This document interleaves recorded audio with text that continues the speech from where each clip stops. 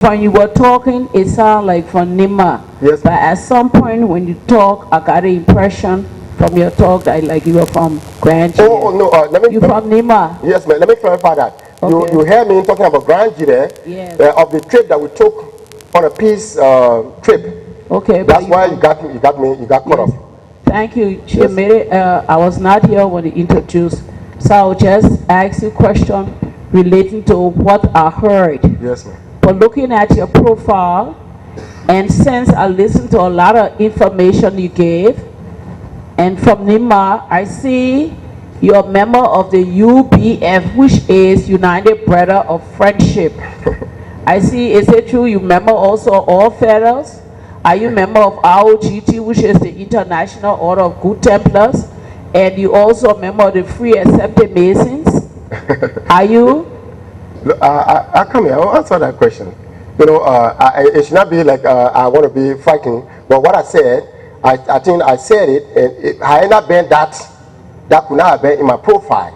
And to make a correction over there, in reading the profile to me, there was some skirmishes over there, mistakes that was done. So I halted the madam, sorry for me to say the madam, one of the commissioners, sorry, one of the commissioners, that I see a lot of mistakes over there, maybe the oversight. I have my profile, I have my curriculum vitae here, which I'm going to present to you for you to make it compare. That's correct, I agree. Yes. But I'm only asking you that's my a specific question, and you can give your CV. And are you a member, or were you ever a member of the United Brothers of Friendship? Absolutely, absolutely. I have not been so. Were you or are you a member of the Odd Fellas? Whatsoever you see over there, that's what I put there. And so the International Order of Good Templars, you know, and Freemason, yes. That's what I'm saying, madam. Okay. Because document speaks louder, but because there was a mistake over there, though it's not in my profile on the other side here, but what that over there, I prove it because I've taken an oath. So I accepted that I put it there. If I had not been a member, I could not have put it there. Sir, if I'm not a member of a lawyer, I could not say a member of law. My question for asking is to verify, because what on documents could be right or wrong. Oh. So you are. Now, the reason I ask, because you've honored oath, there's people who've come and they've been this perception, we start hearing it from 1980 up to recently, that they say in these fraternal organizations, they kill. No. So that's why you honor oath. No. And can you say, do they do any killing in there since you've been there? No, but I think you came in lately. Yeah. I think you came in lately. I came lately. I said there was an instruction given over there on the 17th Street. If anybody can bear me witness. I said it. I said on the 17th Street, one of our fighters was raping a woman. If you want for me to repeat, was raping a woman. Sir, thank you. I'm not cutting you off, but I like to control my questions and my witness. I'm not asking you about killing 117th Street for rape or nothing. The only question I'm asking, that all these society names are called, they are societies. So what they call, maybe that is a civilized society, and there have been allegations. The people who not inside, they say the people to kill there. No, so that's why I asked you, since you've been there, have you seen within a fraternal organization they kill? Never ever. Yes, that's the answer. It's for brotherhood. Thank you. But let me clarify that, because you are making it explicit to me too. So let me make mine explicit to you too. Can I come? No, I only wanted to ask for the society. I said no. Okay, thank you. I'm an individual. As an individual, I didn't take along with me any fraternity issue with me there. I know. I only wanted, because fact, the next question to you, in fact, talk about other incidents. In fact, at that time, I was not a member of this society. Kofa Johnson, Kofa Benson. Yeah, Kofa for ROGT, yes. Right. At that time, I was not a member.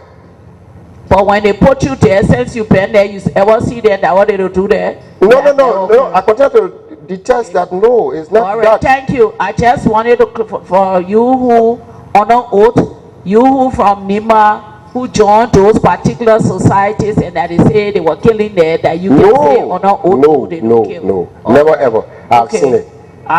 Now, secondly, you from Nima. Yes, ma'am. And in your statement you made, you talk about what it was before, or not Tottenham Tobo, what they used to do.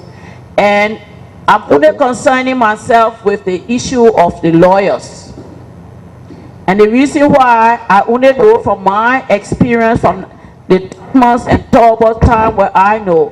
For example, you said that the indigenous people could not go to law school that time and be lawyers. Right. I say to you, do you know former Chief Justice Emmanuel Balaze? He is from Nima, right? He went to the Louis Arthur Crime School of Law and became Chief Justice of Liberia twice. Do you know James Belle? To a point. He's from Nima. He's Associate Justice. Madam, and that was doing it before Dotan. Madam, yes. To a point. Yes. Look at the ratio. We are talking about mathematics. Look at the ratio. You're talking about 0% to 50. Sir, are coming. Those are professions that they don't put you in it, that you got to go to school and learn. No, madam, you are looking at the law. You are looking at your ethic as a lawyer.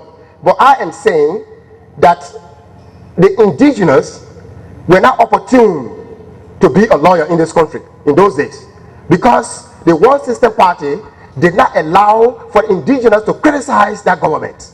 That's what I'm saying. So when I say in essence, because you're a lawyer, you're looking at the ethic. The facts, not ethics, the facts.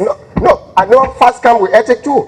How you will come with fire and there's no ethic behind it. You just grab it in space? No. Okay. Thank you. I go further. Not only did these people become lawyer, I'm talking before Taylor time, but they got to the highest position in the profession. Emmanuel Palace went to Louis Arthur Crime School of Law. Louis Arthur Crime School of Law was founded in the late 50s. He became Associate Chief Justice twice from Nima. And so James Belle went to Louis Arthur Crime School of Law from Nima. He became Associate Justice. Patrick Beadle went to the Louis Arthur Crime School of Law. He became Associate Justice. You have Gisipa, who became Vice President of the Bar. You have also Councillor Moses Nyangme. He became Associate Justice. You have Councillor James N. Nangme.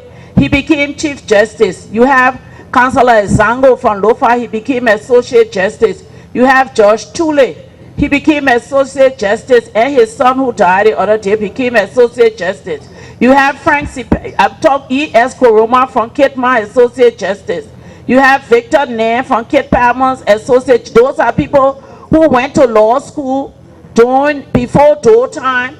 And not only did they go, because the law school is a profession, but before then you had a apprentice. So I'm saying David Pomapo, Associate Justice. You had Councillor Gladys Johnson from Kitma, Associate Justice. Jawena Emmanuel Ray from Grand Crew, Associate Justice. You had Judge James Kennedy from Lofa. So I'm saying people from Eugene Hilton from Bomi County, these are Frank Sipeni from Lofa, these Mona Perry from Kitman, these are people who not only from their counties, but well known in the profession. It's not like to say you can choose somebody, say can't go be lawyer. But we talking about, so if somebody know the area and you talk about your area, then it's fine. But to make these statements like this, when the younger generation who are not around to know this, and people who are supposed to be leaders say this, it's still, we're talking about facts now. So I just talked about Duman time, and it was little before Dole time, these names of people and more. But I just say that, to just for the record, to be straight, because it's on radio, and it's for posterity. So if we can just clarify this, he who is silent when he should speak assent. And I know the facts just pertaining to this, and I must clarify that. Okay, I want to give you a parable. My parable here is that elephant does not know your own strength. Elephant does not know your own strength. As you are sitting down here today, you don't know how powerful you look like. I don't know what? How powerful you are. I Because do know. TRC. I do know. Come here. I hope it should not be a controversy that you are saying something negatively against you. No, I'm not here to ridicule anybody. But I just want for you to know this. Don't be so specific. Logically, though you are a lawyer, I'm not a lawyer. Logically, we look about a ratio. When I say that indigenous could not be accepted to even at the university over there, you have to be James, you have to be Dennis before you go to university in those days. But I come in, madam. You know, that's why I say elephant does not know your own strength. Because the privilege that you have now, it could have been the elders. Because as an elders, you listen. You don't dig in. Why? Because your reason of being here, the entire country is looking up to you. So that in case, I come, madam, I beg you, don't rush. Your reason of being here is that tomorrow, you're not doing this for today. You are doing it for tomorrow, and you will go in history. That tomorrow, anything that happens in the country, you will be the same person who will call upon. We as Liberians, for you to come and settle it. Because we've seen the first phase here. But if we should come and sit over there, that we have to come to narrate to you what is happening, then you begin to take side, because you are taking side now. You are taking side because I said the indigenous, because if we underscore it, there are two controversies now. You are backing the settlers and I'm backing the indigenous. That's how I look at it. So I'm not accusing anybody to ridicule anybody. I'm only saying things so that you can understand it as a judge now, so that you can know exactly how to bring system, issues under control. I'm not trying to say that this. Thank you, Mr. Witness. But I just, if we here for to tell the truth seeking, and to tell the truth, how we can arrive at justice, how we can arrive at reconciliation. So somebody on an oath, you here to say what you know is true, the facts. That's a there fact. might be who have statistics. So for you to say I'm taking side with the settlers. The settlers. Yes. I'm not taking side with the settlers because I got no more reason to take side with the settlers than indigenous, because you assume that I was descendant of the settlers. But I can tell you also that when Pedro de Central came here in 1462, he said the day Golos that the one he met in the Bassa. And I can tell you I'm one of those also descendant too from one of the tribes he met too. So we're not here on tribes, because we see that tribes haven't helped us, and people may use that to divide. So we not, I'm saying I only talk about the lawyer, the legal thing that you talk about, and to give the facts to, because you are general. So if you General Francis Dolo, you had many people under your control who listen to you and take what you say, because they had to take command. So I'm only giving cited facts just for the record. Then you understand? So I'm not no judge. I was giving clarity. I also asked the question for all fellas, ROGT, for clarity. The snake society and the bond society and the poorer society, do they do, since you're a member of it, can you say whether they do any killing there? You asked me, I said negative. Okay. Negative plus negative, negative. Okay. I want to come in. Thank you. Let me come in, madam. Can I come in, please? No. I want to say that because when you want to dry a rat, R80, if you want to dry a rat, you have to make sure and take out the intestine. So I bear with you of what you are saying, at least for clarification too. So I'm not taking it against you, which I cannot do. But what I want to say in essence is that you came in lately. This is what happened, that you have to grab that other portion and begin to share it with us. I just sharing it for the records, to the facts that I know that we all can learn from. Just like you have been able to substantiate the part or this killing that this is done in there. Yes. I asked you the question for the clarity for which and I want to say to you, thank you very much for coming. Thank you, madam. God bless you.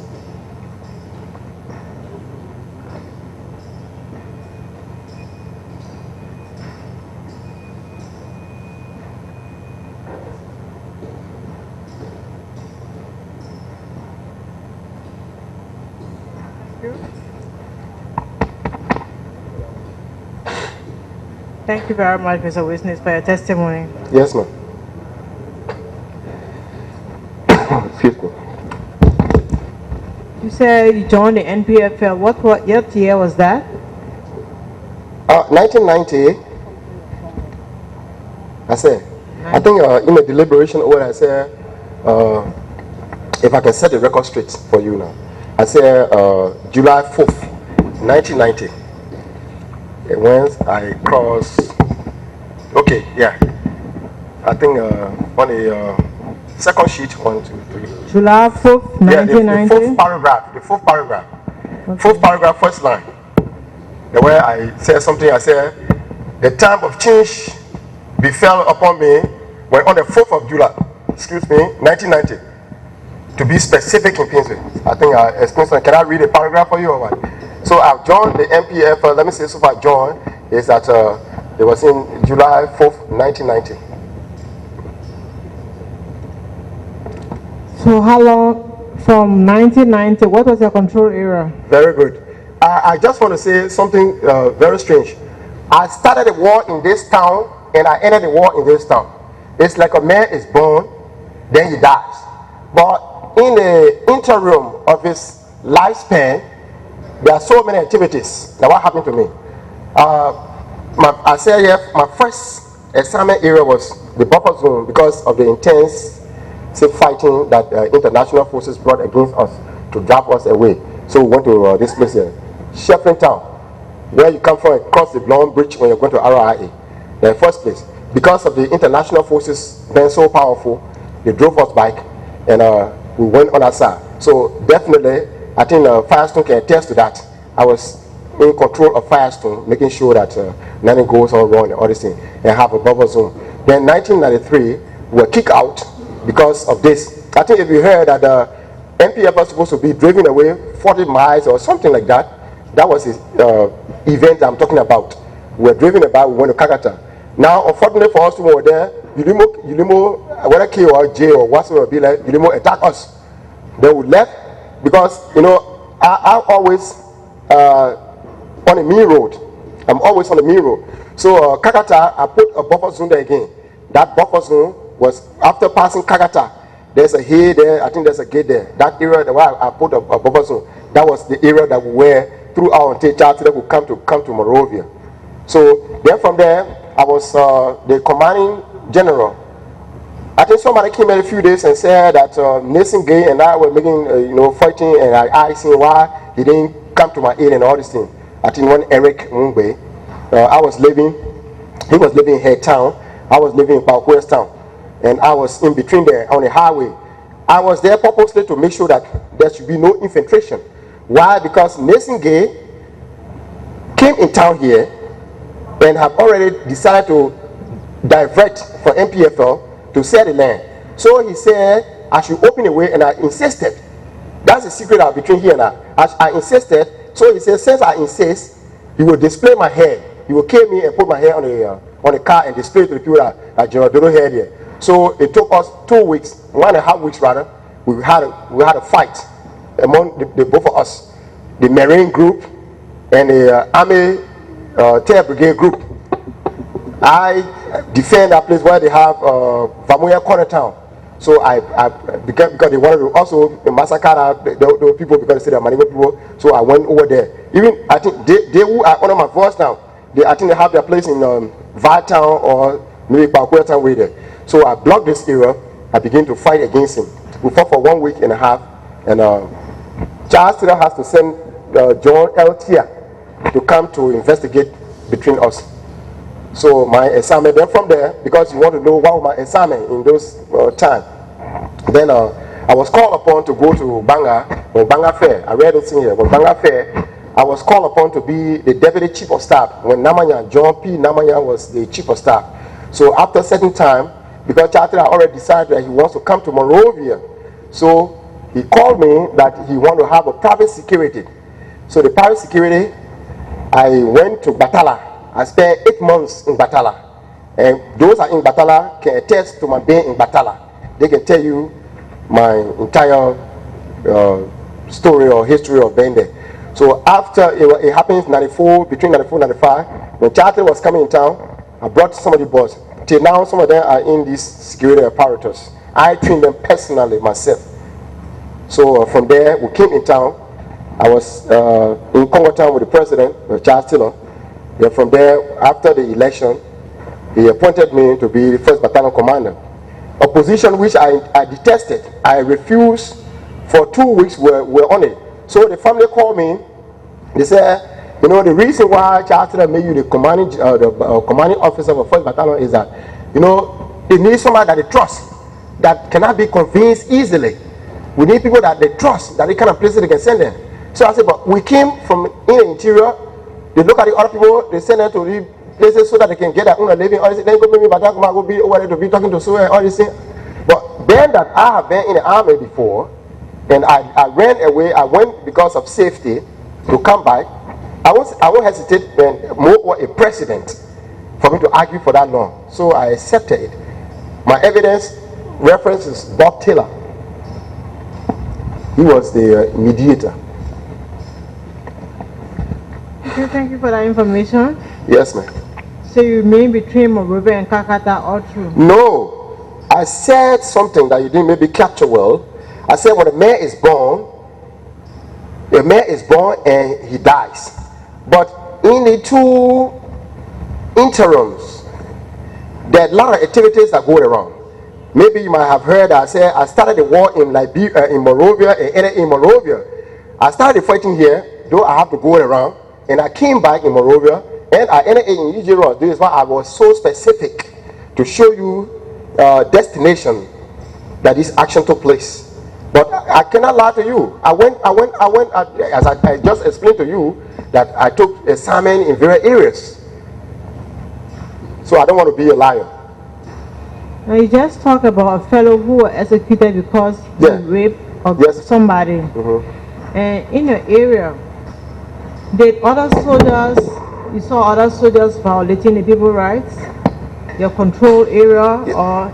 Yeah, okay. You see, the all-knowing, when I say the all-knowing is God. It is only God can answer the question the question you just asked. Because the all-knowing knows man is in quality, man is like God in quality, but in quantity, man is not like God. So I cannot tell you that this one happened this way, this one happened this way. And you know, as a commander, things are hidden to admit the fact. A lot of things are hidden. Even right now, we're talking about Charles Taylor and all these things.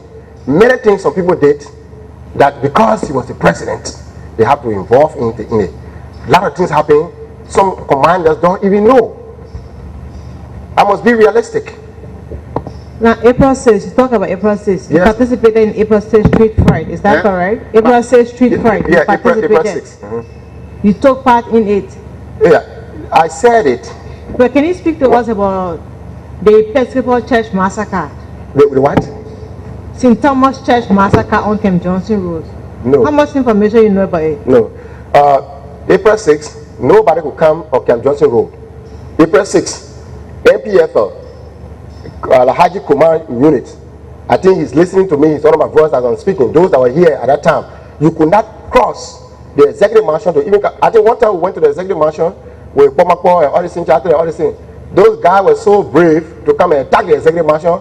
Pomako could hardly run. We had to make sure and put him in a car to carry. So how can you come to have massacre to Camp Johnson Road? But really, I can't give you that story. If I knew something about it, the one I told you here, you didn't tell me to tell you. I told you. Because a word from a man is what makes a man. You also gave us strange information before because we've been visiting all the 15 counties. Nobody have ever given us this information. Which one, madam? I don't know what's the source of your information. Which one, madam? You said that former President Dolo wanted to destroy Nimba. Very good. So where did you get that information from? Very good. I said an unnamed person. This person is in the system. I'm very happy that you even asked that question. This person is in the system. When I say the system, government. He called me personally. We were going to school together in Siberia school. But you know the TRS thing is not about allegation, it's for facts. No, that's what I'm saying now, madam. You know, what I'm saying here is that if I tell you again, because it's for facts, people will come here and say a lot of things. I'm giving you a fact, but I don't want to name this person. I must be real. I must be truthful to God and man. But I will give you a gist.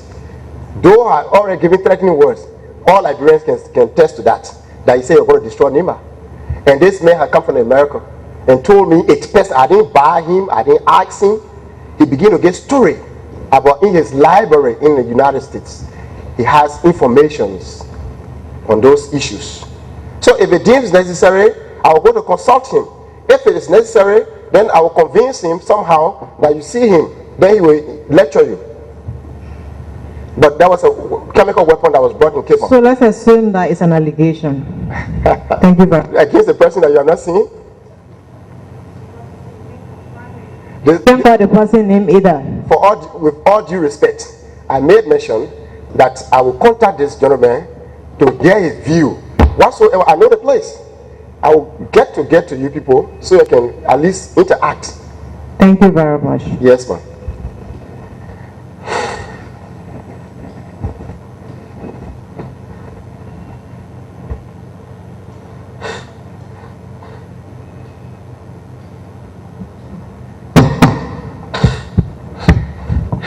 Mr. Witness, thank you for coming to testify. Yes, sir. Is it true that between 1980 and 1981, you were a financial analyst? Yeah, I don't want for us to rely on that document you have because the profile there has some mistakes.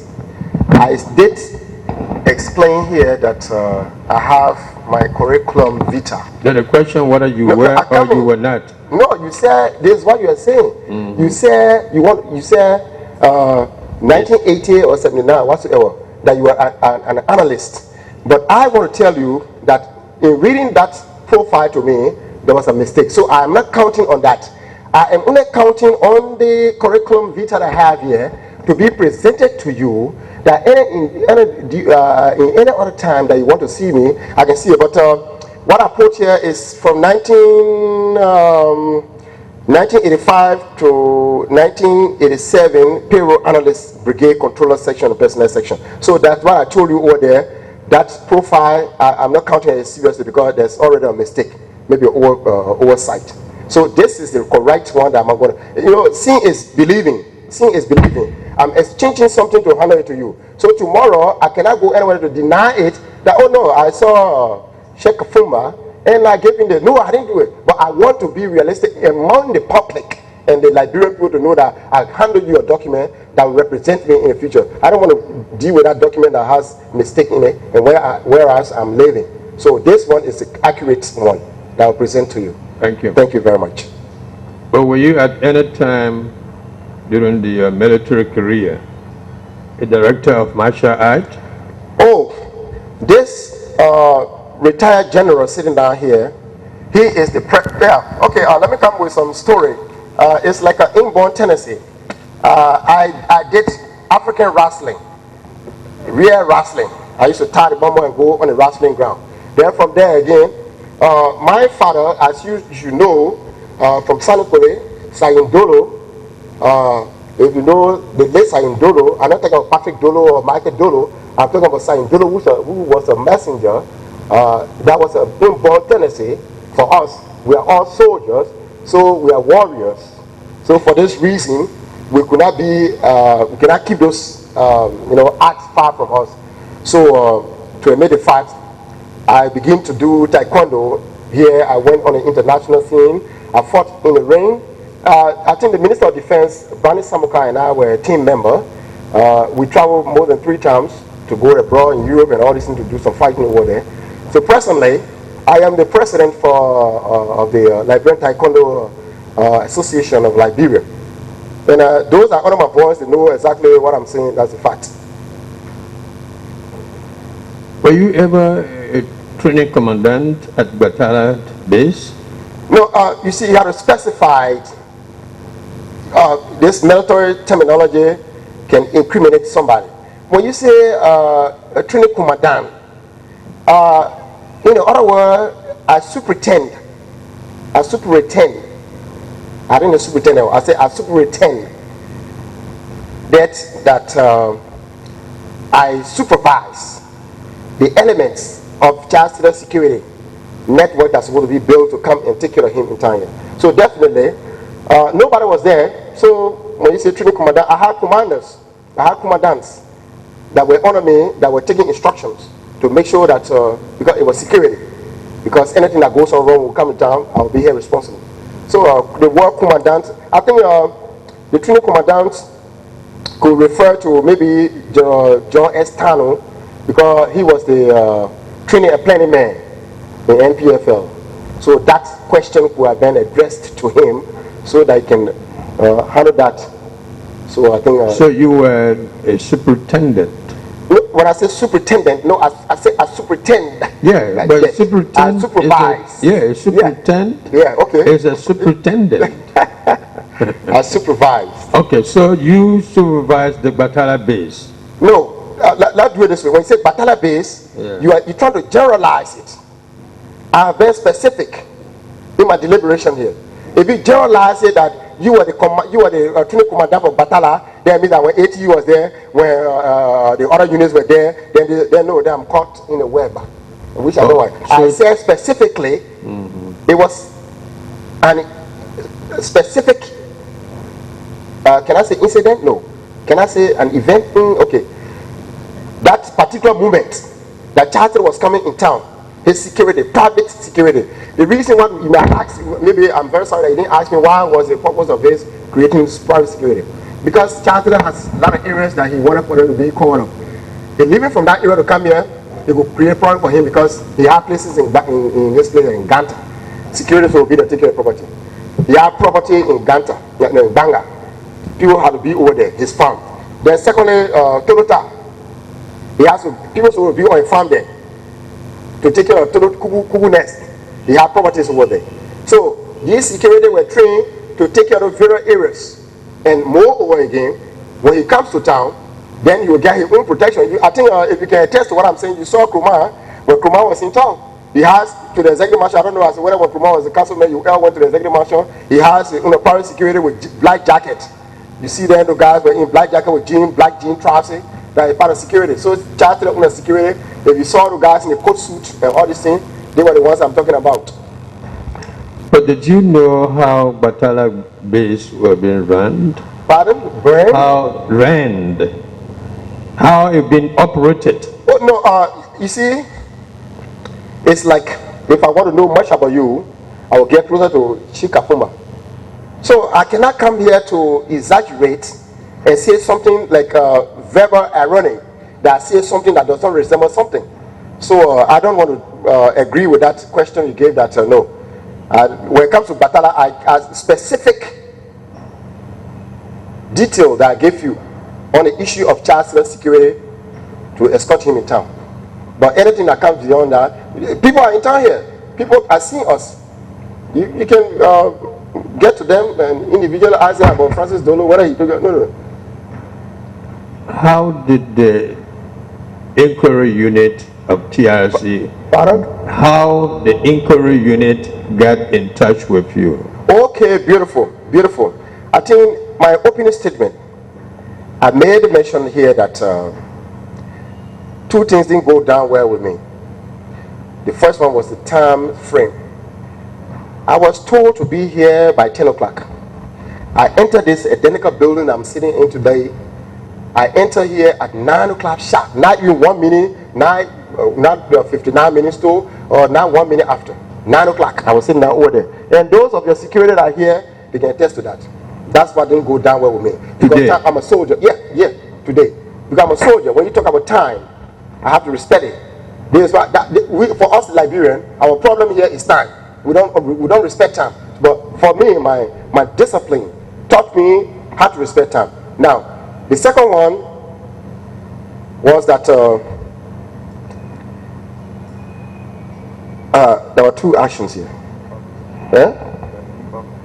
Okay, beautiful. My name published in the newspaper. I have been an eminent person in this country. I have been a commanding general of this nation. When they're having nation programs and all these things, they gave me, how do you call it, invitation, official invitation. If at all that you want for me to appear before you, why can't you write me? Because child stigma is on me.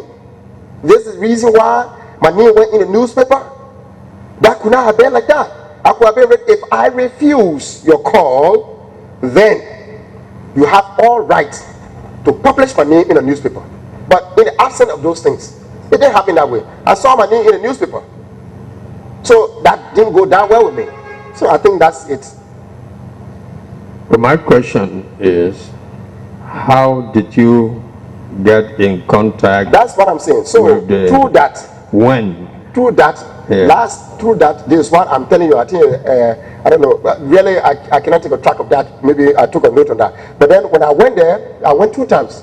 The first time I met with a fellow called Sua. I said, Sua, I saw my name in the newspaper.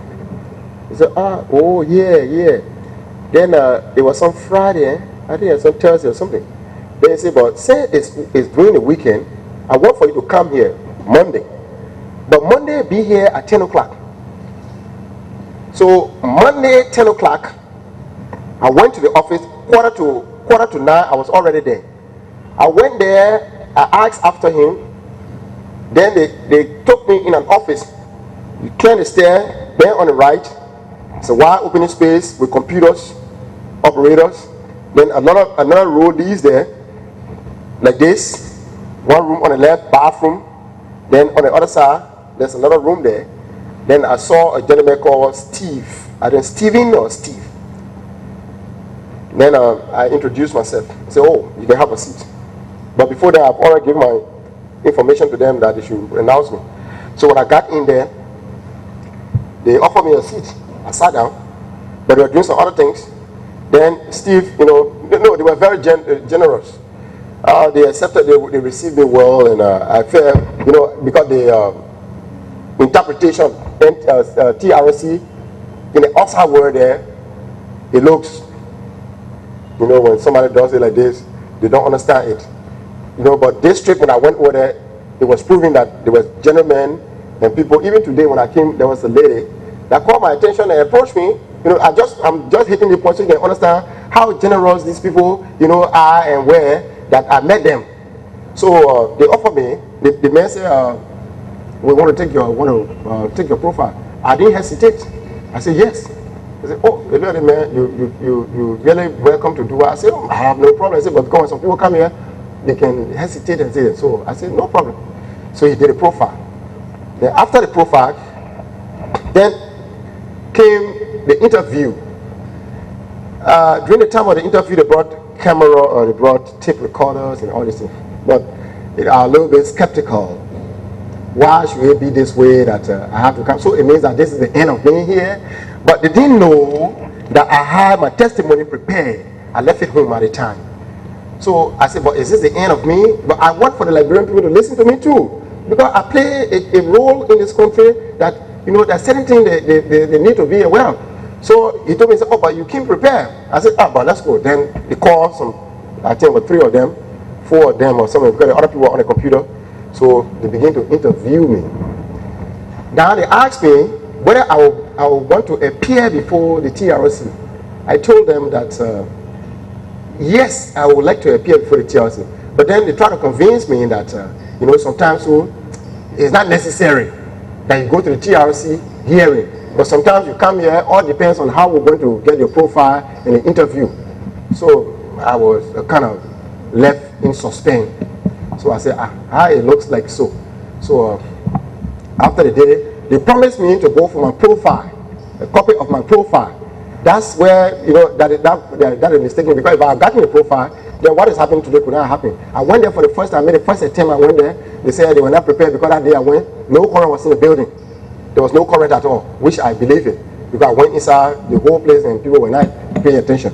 So after that time, it is now today that we made a schedule.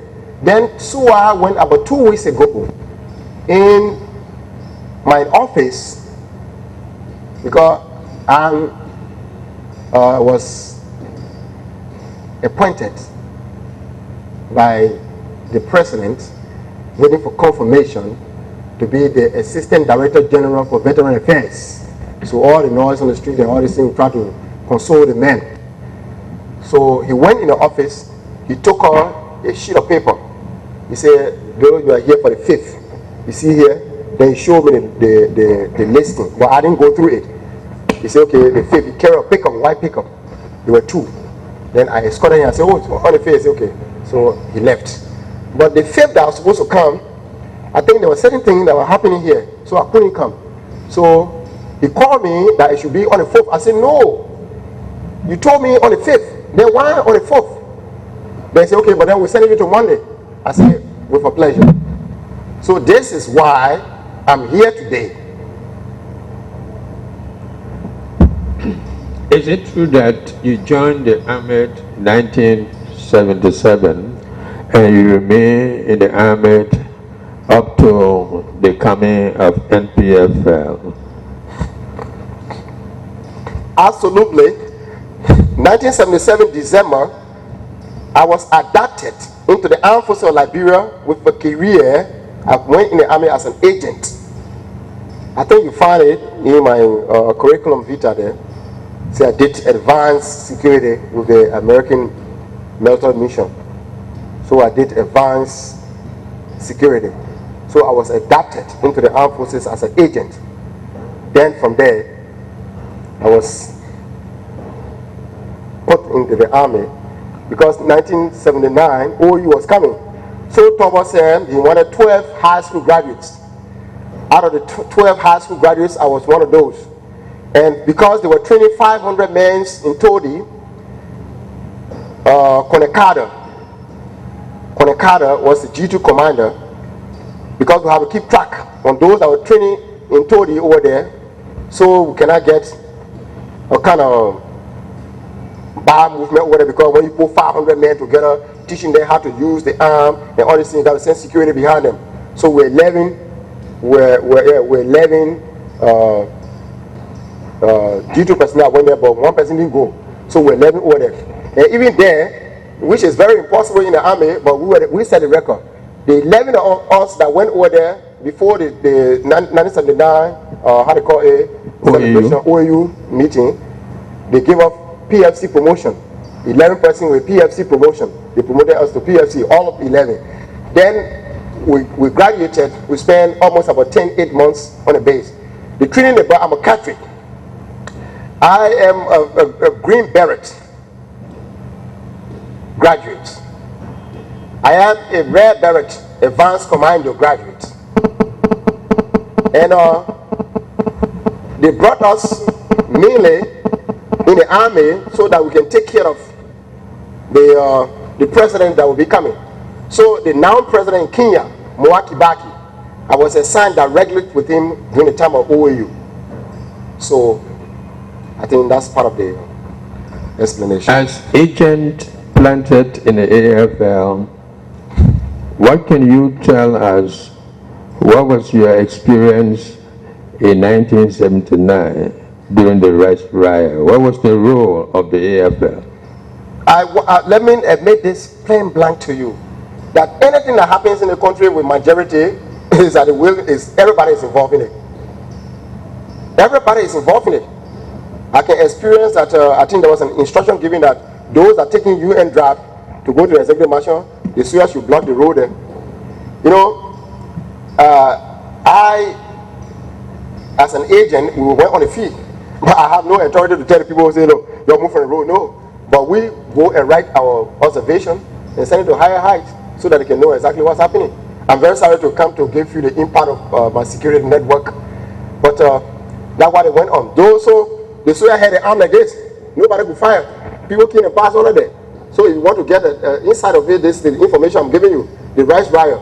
So after the rice riot, the soldier themselves were not living better life. The soldier themselves were suffering. Just imagine $79 you paid, so that $79 you were taking. Then you put a man in a confined little room for $75. That's why I came in with misuse of human resources, mostly LFF, that is spillover effects that AFL came in with. So the people are suffering. So the only way, if they see somebody coming over there that they know that rice, bag of rice, which was I think $18, will come to $7 and all this thing, they will be happy. They hold their arm like this, they had their arm like this, the people can pass. So that what happened.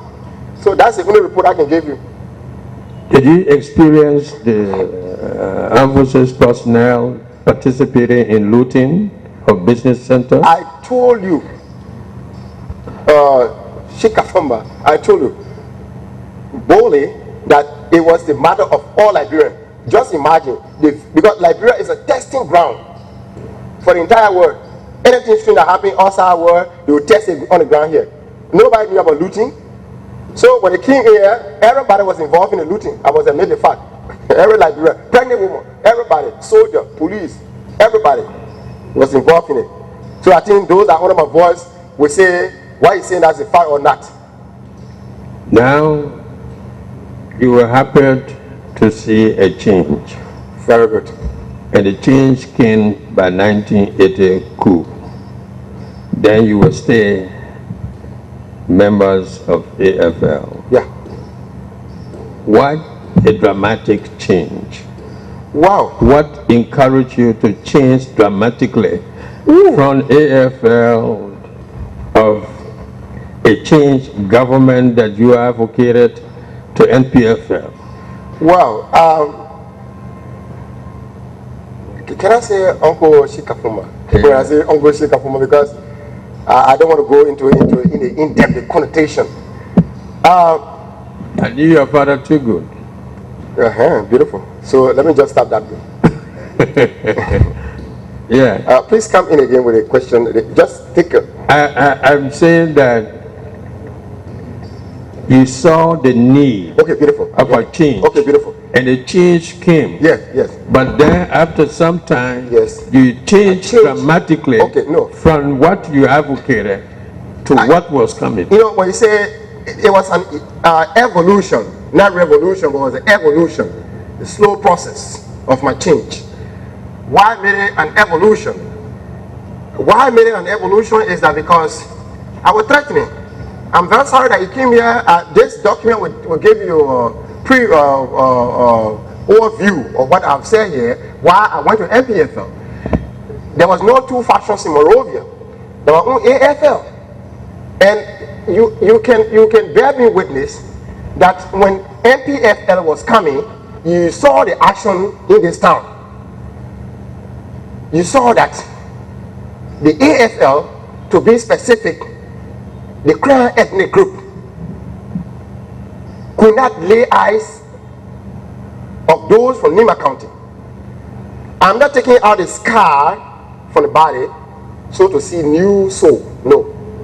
But when it comes to explain something that I said, if you want to get the rat dry, take out all the intestine. This is reconciliation. Can leave it halfway. The treatment that Nimbanians were getting here, I told you, a friend of mine would talk 8 o'clock in the morning, by 10 o'clock he was beheaded. My cousin was killed in J.J. Roberts. So they feared them. I was even coming to town and the information reached me that today you are to be arrested and be killed. So that made me take my 6 feet. That is why I went to NPFL to look for safety. As a soldier, you know, sometimes you have to maneuver somehow and black to see how the activity will be. Then later on, you can join your mother unit. So that's what I did. Did you ever make a statement to the inquiry section of the TRC concerning distributing human flesh by NPFL? No. And eating? No. Maybe, you know, this is document. When you're writing a document on an individual, you have to be very, very specific because it damages the person, it tarnishes the person's reputation. There's a mistake in that thing over there. But I will give you an insight. NPFL, you know, this is revolution. Like the gold rush. When Limura, that is the Goba desert where people came with that civilization that they went to the Atlantic civilization where there was a split because man was very powerful. Man could just look at man and just point at him and become a rock. Those that were in that place, because of that civilization destroyed, they went to Egypt. That's whence they built the pyramid. And those left over went across to America. They were the rare Indians. They possessed the land. Then the whites came from Great Britain and began to flush into the forest reserve. So, to say,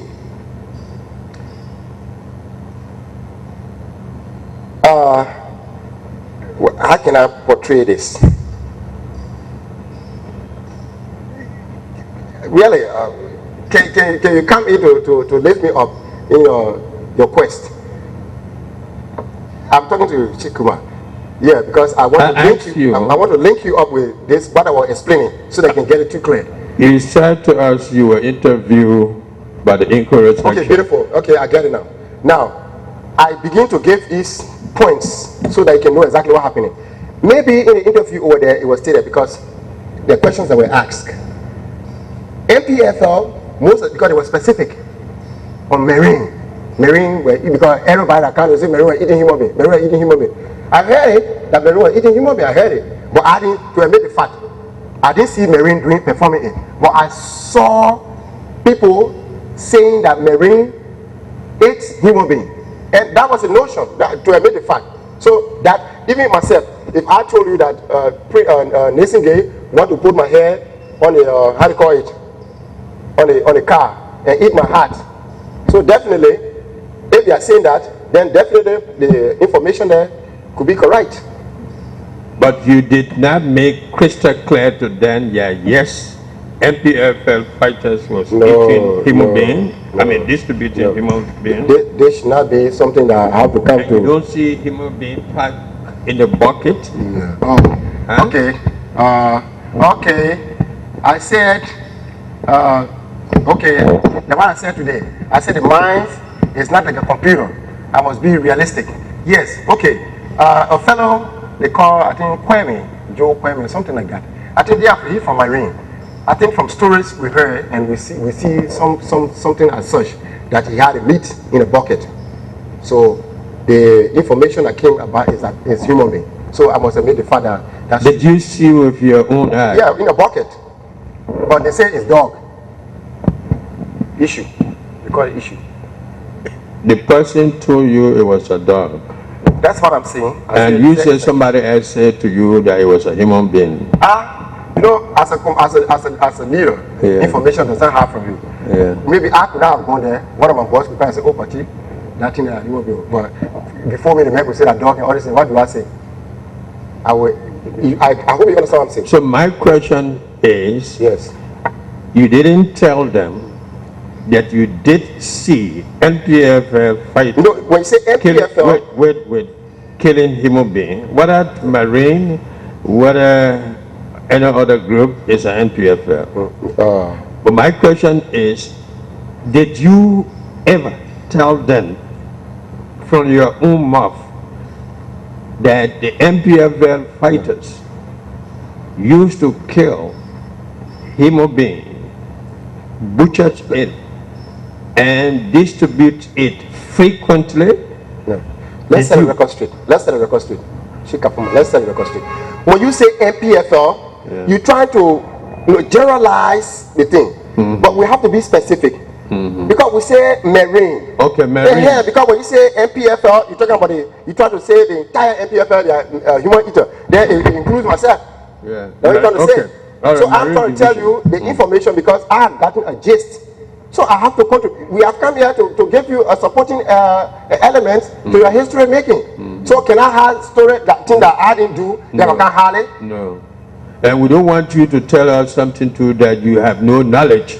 Oh, so because no. What you know within your certain knowledge. Okay. Is what that we want you to tell us. It is not that you are telling me now that if at all, because if I have known if this information had reached me before, then I know exactly how to handle it. But in the absence of this, I was not told what you are telling me now, that when you come to the TRC, anything you say over there should be something that you have approval, or you have this and this and that. Because one of the commissioner even asked me of this man that said he has in a library in the United States a document that manifests that shows that the chemical weapon in Cape Town and all these things. So she said, but it's an accusation. So if I've got to know what you are saying, then I'm going to present myself to you very well for the benefit of you and myself, and also the Liberian people. I know they are listening. So now, understanding that, what can you say about the Marine attitude concerning human being? Yes, concerning the Marines, killing, butchering, distributing, and so forth. Sheikh Afuma, we should not specify it. This is a war. This is revolution. Let me call you to a point. Please, you ask a question. No, I want you to understand me. No. What I'm asking you. You ask a question. What I'm asking you is to be definite. No, Akame, before being definite, this is not. This is the free market. Coming to TRC is a free market. So if you tell me to be definite, then it's an order. I'm a soldier, because when you say be definite, there's an order for me now. So I must explain to you for you to understand before I become definite. That's what we're here for. Because you have to understand it too. All right. Yeah. But you can't tell me I should be definite, so I incriminate myself. Brian. So go, My question is, does it lie within your certain knowledge that NPFL Marine were engaged in killing, butchering, distributing human and eating human being flesh? Okay, that's what I want to tell you. You see, when you say they were killing, eating, this once I came in with revolution. For me to make it to clarify to you, I want for you to just take a bite and listen. Revolution, if you define the word revolution, it's an immediate action. Evolution is a slow process. We're talking about evolution. The speed is terrific. It's high, it's on a high speed. So anything that happens over there, I am not going there to, the people say they want to kill me. Can I go there and say, the people say, I saw them, they say they want to kill people, battlefront, the people are exchanging arms. So definitely, myself, Chief Kafuma, if you were enemy forces, like at the way I was in the EJ Raw here, if you are one of the enemy forces that you can't, I saw you over there, I'm going to fire you. To a matter of fact, because you are enemy force. So the man, I'm not going to battlefront. When I say no, they didn't kill them, I'll be going against myself. Because definitely, once you exchange arms with a man and knocking down there, then you kill the man. So revolution, that was the impact of it. But if they kill people, I say, I heard, can I lie to you? I can't lie to you. I say, I heard it. Fine, that's all I want. Yeah, I say, I heard it. Thank you. Yeah. The man that you say you killed for raping behind rather cinema. Yeah. You as a trained military personnel and a commanding officer, did you give that person the opportunity to be heard through court martial? I want to come in. You know, at the time we have a word called retributive justice, an eye for an eye. There was no court martial at the time when you're battling. You're on the battlefront. When people can't organize here, go sit down over there, and you suppose you'll be doing a thing, fire come from over there. There was no justice. When I say justice, opening tribunal and all this, no. And you are here today because somebody, your main theme of this thing is a rape, murder. Once somebody raped, it's against the norm, the ethic of a man's existence. So when you talk about rape, when I go and see it with my two eyes, I saw it with my two eyes. A woman naked, a soldier that's supposed to be fighting, that Kuma has his man in Kakata, and Kuma is unpredictable when it comes to military science. Those two people, the Chancellor and Kuma, then I'm gonna sit down there and look at it, man, here to kind of destroy our life. So definitely, I have to take that action as somebody who will give instruction. So I gave that instruction, and those are all of my voice now. I identify the place, Relda, on the left when you're going, 17th Street. You cross the first street. There's a shop opposite a garage. Go there and ascertain. They will give you a story. Thank you. You said you became commanding general after General Tanu left. Right. And you were commanding general when September 18 took place. Were you? September what? September 18. No. I was first battalion commander. You were first battalion commander. I came up with a story here. Based on at BTC? No. What happened there? There were a lot of things in the show. Politics. The people are trying to put politics in the army. A commanding general. In fact, since I'm sitting down here, I work for this. I work for the Liberian government. They didn't buy a car for me. I want to repeat. They didn't buy, Liberian government didn't buy a car for me as a commanding general. They didn't give my incentive. I voiced it out. Bingba Wakuna and George, Daniel, the Minister of Operation, Administration, from Learn. No, not Pajibo. Joe Wally. They took me out of my assignment for 2 months, and it was against the military ethic for chief of staff to dismiss a commanding general. So it means that they didn't get the military, doctrine well. And moreover, a civilian, Joe Wallace. And they took me from there because I voiced it out. Did you know anything about Colonel Thomas Dewitt? Okay. Yes, I think I told the gentleman over there. Colonel Dewitt, I think somebody came here a few days. As I was telling you a story about the group that I had over there under my eggs. The group that were under my eggs over there, they were crying ethnic group, almost about 1,000. And I got the security report that they will come to open fire on us. Now, I told them that nobody should leave the barracks. Now, I told them that anybody who comes here to attack this base will go return to go fight. Then September 18 came, because it was in the interval of September 18. Then a fellow who came here, I think, Edward teased me. Because at that time, I put a strong guard at Camp Shefflin. Nobody should come over there. They bring you a single man, say authority. And when they say authority, because the doorway man was at the post target. And the post target is under the command of the commander-in-chief, the chief of staff, and the commanding general. And at that time, I think General Bove was the commanding general at the time. It was not General Tanu, it was Bove, because September 18, Bove was the commanding general. So this man came on the base. The car he brought was dark inside, but I don't know. But the interviewer, they told me that, the man carried about 7 persons over there. I said, because in the car, I didn't see anybody, because the car was dark. But he told me that he brought the way over there. It didn't go down well with me. I felt maybe they know exactly what they've been doing. And throughout my war, I never attacked any soldier. And as they honor my voice now, they will tell you, no, never ever. So he carried the man to Shefflin. It was around 10-11, between 10 and 11. And at that time, I had my M1 on me. I came awesome. I went, I checked. I couldn't see clear because it was dark. Because Shefflin, how do you call it? The corner quarter. A lot of coconuts, and when it's dark, it's very dark, but no current at the time.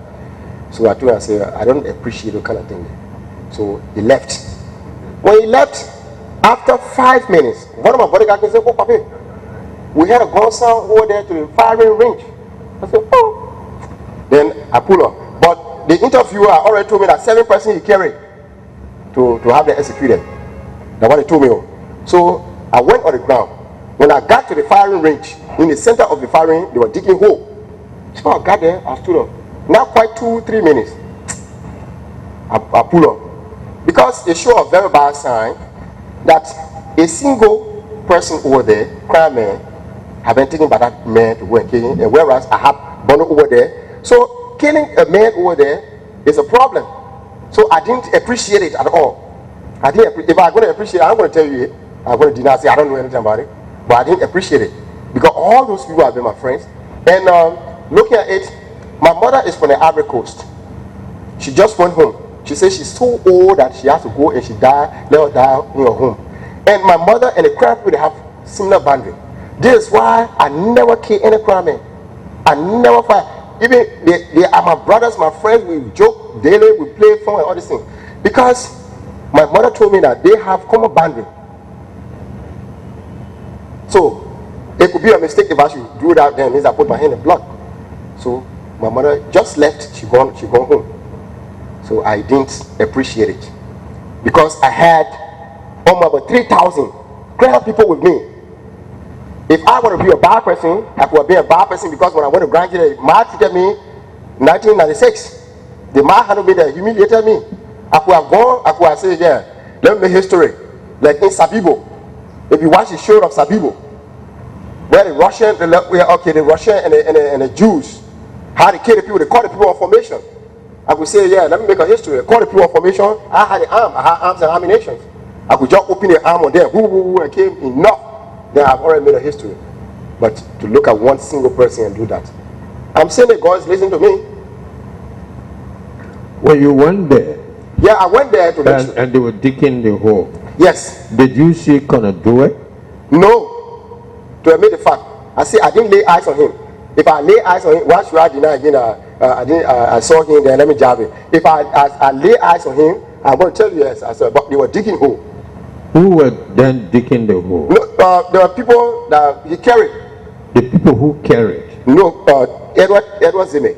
Edward Zime were digging hole. Yes. Huh? The people he carried, what I'm saying. Or the people who he carried? Yes, in was his car. digging the hole. Yeah, but I don't know. They were the prisoner or the people that the interviewer approached me on, that the 7 person all this thing. But with the information they told me was that he didn't kill them on a firing range.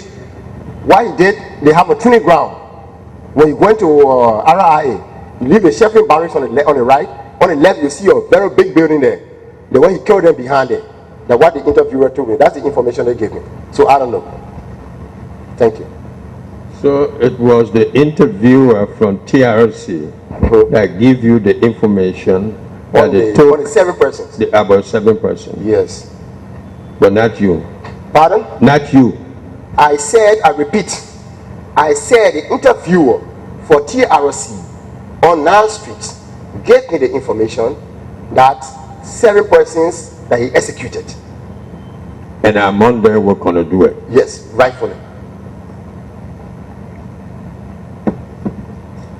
Did you ever experience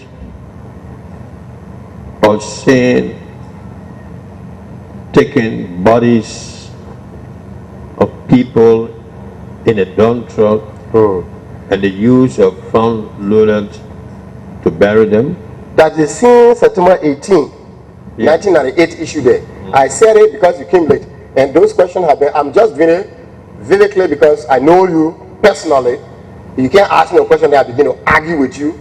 So I have to make you to understand for tomorrow's history, because when it comes to administration, what they hear is aware of, the lower men is supposed to be aware. So since indeed you were not here and they were informed of it, I have to inform you. It is true that there was a dump truck load of dead bodies that were taken to Sheffield by 2 ministers, the 2 Comas. Minister Coma, Minister Coma for Public Works at the time, Minister Coma for Ministry of Youth, Health and Social Welfare. There were 2 Comas. They carried the bodies there in a dump truck covered with tarpaulin that the president said you should look for plates so they can bury the body.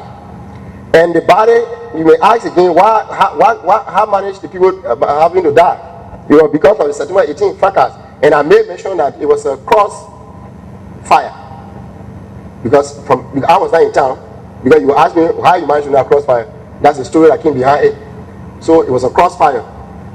They asked me too, that they said women were among the body and children were among the body. I told them categorically, no, I didn't see it. After they brought the front loader, they dug the hole, I think about 50, 60 persons in a dump truck. I must have made it fact. When they dug the hole, the dump truck just went, after they took the dump, how do you call it? The tarpaulin, it just went inside there. Then they started filling up the dirt. That's what I know. The two ministers, what their name again? I said, the Minister of Public Works, Coleman, at the time. I don't know his full name. Coleman. Alvin Coleman, eh? Okay. Then the other one, Peter Coleman, eh? Okay, Minister of Health and Social Welfare, Peter Coleman. They carry the bodies there.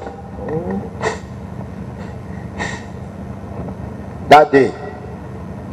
The Minister of Public Works, is he still alive? I'm not keeping track of anybody. Maybe they will ask them to, is it Dolo still? Because we don't interact. You know, we are like all looking for survival now.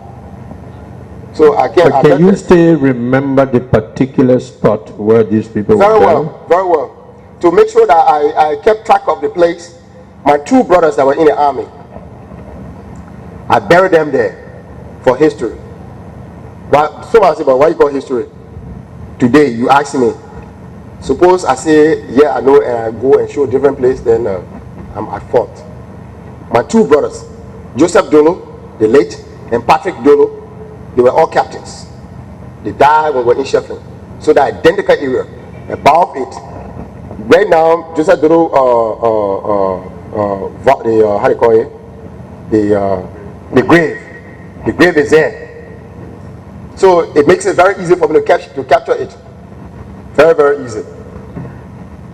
If you were asked by the TRC to accompany people to the place, will you be willing to do so? TRC. I gave a parable here. I say, elephant does not know their own strength. It's the chiefs that's supposed to be here, not you.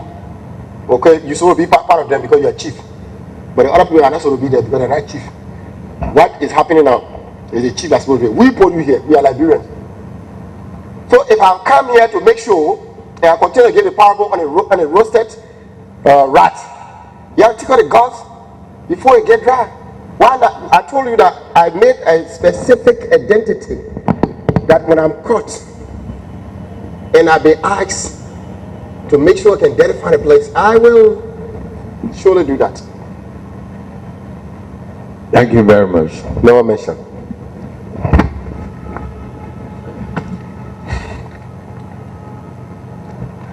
Thank you so much, Mr. Dolo. Yes, ma'am. For all the information so far you've given. Time is far spent. We want to end today's hearings. And so we ask you, is there a last word you want to give to the TRS? Thank you very much. I appreciate your accommodation here today. Why it is true, I came early this morning because when I was going out, Sister Louise, to say, where you going? Maybe she thought I was running away. I said, no, I'm going to look for something to eat. Why it is true that I came here, you offered me water, a bottle of water. I appreciate it highly. And I also appreciate the way in which you handle this issue of mine. Not mine per se, but the Liberian in totality. I highly appreciate the effort of the president to look among millions of people and have you selected. I continue to hate you with a parable. Elephant doesn't know its own strength. Elephant doesn't know its own strength. I continue to hate you with it. But you know, you don't ask me why you mean by elephant doesn't know its own strength. Because you are very important, you are vital within the society. Why? Because I hope that I have not been vocal to say the other people are supposed to be here because you are chief, that's why you're here. No. But that respect, it goes down to the family you have. And I want to urge you to keep up this goodwill, because I want to relate you to South Africa. I know you have been in South Africa. I have not been in South Africa, but I want to relate you to it, to a drama they call Ziwi Benzi. It explains the treatment that the Africans were undergoing at the time of apartheid. But yet stay, apartheid is no more in existence. It only remains as a record. Go in South Africa, you have been there. The whites and the blacks, they live together. Why? Because, and if my knowledge set me right, you have gone to South Africa to gain the idea of reconciliation, and they gave you it. Since indeed you are here, we want for you to portray that idea you brought from South Africa.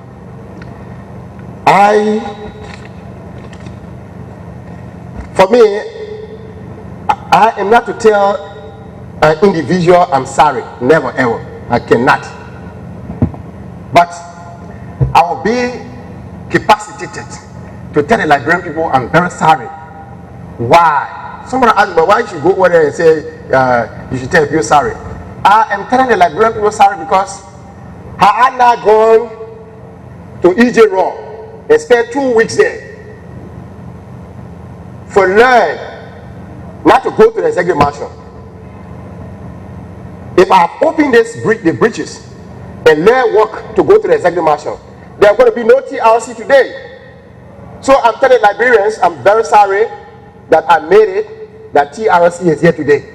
So that it's only sorry I'll tell Liberians people. Then furthermore, I want to thank Mama Africa. When I say Mama Africa, is the president. That name is suit her. She's the president of this nation. Despite her being a woman, but she is the mother of this land. She gave 2 mandates, and I want to suggest one of out of the two for me to add one more there. I heard the president saying all of those that are working within the system, number 1, they should make farm, agriculture. They should make farm. You don't just be sitting down in town here and ride big car, government spending behind, giving gas slip and all these things just in time, you don't go make farm. And you open a store somewhere over there, we can buy back or rest cheaper. That's what she said. The second one, she said that those are working within the system, they should build houses. You can't be in Monrovia and be renting people houses here. You must go to your land and build houses over there. As I'm telling you, I have a house in Lima. I have farms over there. Now, my third point that I myself bringing as a suggestion here is that those that are working within this government, be that minister, be that director, be that whosoever may be there, and you have your wife and your children in America. Before I get to that point, you see how development went quickly in those regimes. Joe came and changed the US dollar. He changed it to coins. The coin had no value. You can't take it out of the country. Everybody was just concerned with building houses. People were building houses. That's another sort of development. And you know fully well that woman has influence over a man. If I am living here and my wife is not here, I'm a donkey man.